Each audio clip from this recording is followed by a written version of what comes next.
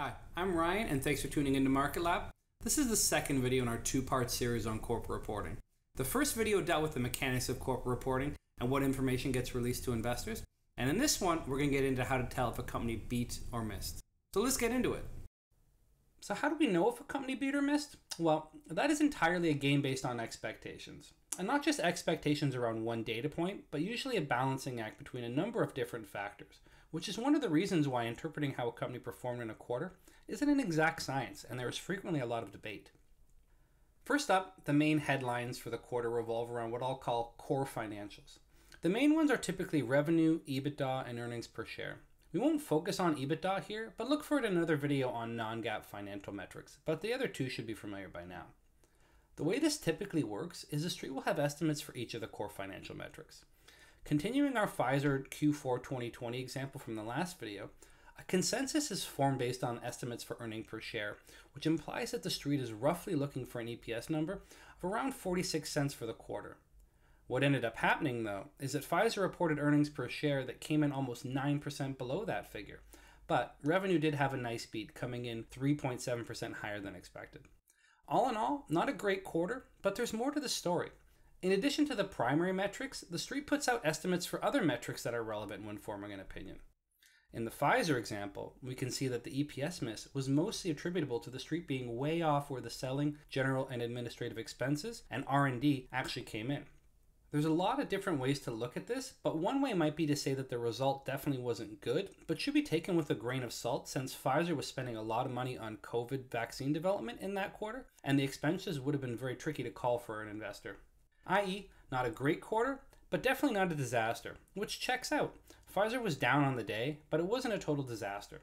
So what I want to stress here is that the story can be a lot more complicated than it first appears. So it shouldn't just be a gut reaction that if there is a headline miss or beat, that the stock should go up or down. A good example is something called a low quality beat, where EPS comes in ahead of estimates, but only because of some weaker reasons, like if earnings should have missed, but taxes miraculously, or often suspiciously, came in lower than expected, or if the company bought back a lot of shares which reduced the denominator in the earnings per share calculation.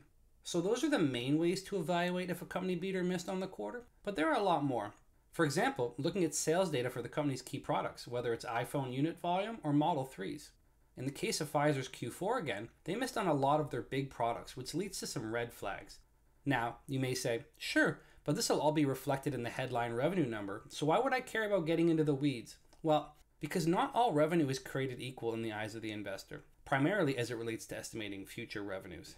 A common example in pharma and biotech is that you'll see a company's older legacy products put up a better than expected quarter, but its new flagship drug that the street is counting on for a significant proportion of future sales misses. The legacy drug sees its estimates increased modestly, while the innovative drug sees their estimates chopped.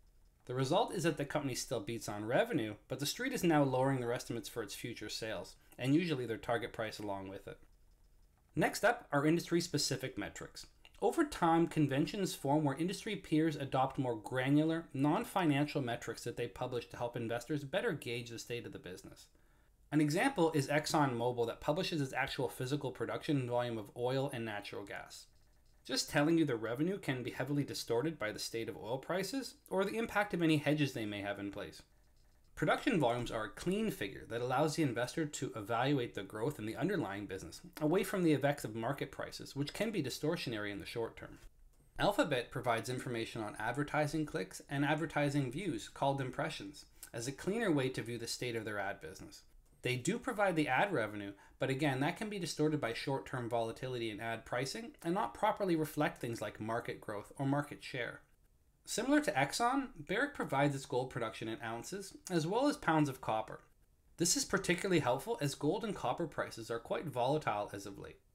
Verizon provides the net growth in broadband and wireless subscribers, as well as rates of churn for their wireless arm, which gives a better glimpse into the competitive wireless market in the US. Just like the core financials or key products, investors and Wall Street analysts will have targets in mind where they would like to see things end up, and if they come up short, that's a strike against the company for the quarter. Last up, if you're evaluating how a company did when it reported, you need to check out what's going on with their guidance. When it comes to guidance, or the company's published forecast for the fiscal year, there's no one size fits all. Some companies overshare and some don't provide guidance at all. Sticking with the Pfizer example, they provide a snapshot in their quarterly press release, both on new COVID vaccine and the core business, but also in their presentation that they walk through on the webcast. There are two main ways that a company's guidance impacts the stock: when it's initiated and when it changes. In the first case, it varies when companies first publish guidance for the fiscal year. Some provide it for the next fiscal year at the previous year's third quarter report. Other companies, like Tesla, have a more ad hoc way of releasing guidance. In the Pfizer example, they do what a lot of other healthcare companies do and publish their guidance for the current fiscal year in January at the annual JP Morgan Healthcare Conference. When they did this in 2021, the stock got hit because the street already had estimates for fiscal 2021. So, when Pfizer published a number that was below this, expectations had to be adjusted and the stock went down. But when the company reported their Q4 figures a month later, they actually increased their estimates for EPS, which was positive for the stock, albeit not enough to offset the miss on the core financials. So those are the main buckets that I would say need to be evaluated whenever a company reports. I want to stress though that it's not an exhaustive list. There are plenty of other things that can impact a stock when it reports. For example, while the street may have their estimates, they may be off from where the buy side is, meaning the big institutional investors and hedge funds. The street numbers could be stale, or the buy side rumor mill could have worked itself up, occasionally not in the most legal way. These buy side bogeys are the so-called whisper numbers going into earnings. So the company may beat the street numbers, but the stock goes down because it didn't get to where the buy side was thinking. Alternatively, the stock just could have been on a tear lately and traders were hoping to use their higher volumes around earnings to call their position. Management could also have come across as not confident in the Q&A, or they announced a key delay, or the CEO just could be an idiot. Whatever the case, it pays to be thorough in your analysis leading up to earnings, but realize there is a decent amount of luck to the whole thing. Also, you're going head to head with a lot of hedge funds that specialize in this sort of thing and often have a significant edge in information. Whether it's buying credit card data to infer sales, paying for satellite images of retailer parking lots to estimate foot traffic, to paying accounting specialists to better guess at accruals or one-time expenses. The best way I've heard it described by a friend at a hedge fund was that it's like playing a video game. Not necessarily caring about the company's long-term picture, but just a quarter-to-quarter gain. And while that can definitely pay off for those who do it well, this is short-term speculating, or what I like to call micro-investing.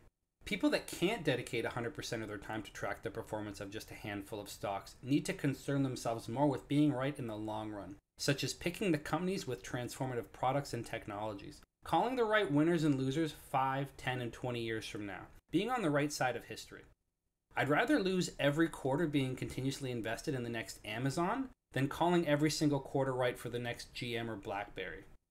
Don't look at a company's fiscal year end or quarter as time to make all your profits, but use the information to learn more about the company and better hone your long-term thesis. Alright, so that's the basics of corporate reporting and how to tell if a company beat or missed. Thanks for tuning in to Market Lab.